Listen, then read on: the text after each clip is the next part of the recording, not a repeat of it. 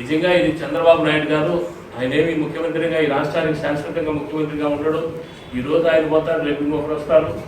కానీ ఈరోజు ప్రజాస్వామ్యాన్ని ఒక అపహాస్యం చేసే విధంగా ఒక రాజ్యాంగాన్ని చేయడం ఇది చాలా దారుణమైన చర్య, చాలా ఇది బాధాకరం. పోతే ఈరోజు స్థానిక సంస్థల ఎమ్మెల్సీ ఎన్నికలు జరుగుతున్నాయి. నిజంగా స్థానిక సంస్థలు ఎన్నికల్లో దాదాపు 200 మెజార్టీ వైఎస్ఆర్ కాంగ్రెస్ పార్టీకి ఉంది. 200 మెజార్టీ వైఎస్ఆర్ కాంగ్రెస్ పార్టీకి ఉంటే మీరు అభ్యర్థిగా తెలుగుదేశం పార్టీ తరఫున నిలబెట్టి మీరు ఎలా గెలవగలరు? మీకు ఎలా గెలిచే అవకాశం ఉంది?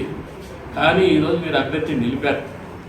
కేవలం ఈ రాష్ట్ర ముఖ్యమంత్రి స్వయంగా చంద్రబాబు నాయుడు గారే ఒక ఎంపీటీసీ సభ్యులకు పార్టీ మార్పిడి విధానాన్ని ప్రోత్సహించి ఈరోజు మీరు ఒక ముఖ్యమంత్రిగా కేవలం స్థానిక ప్రజాప్రతినిధుల మెడలో కండువాలు వేసి మీరు ఆహ్వానించడం నిజంగా ఇంతకన్నా మీకు అనైతికం ఇంకొకటి ఉందా?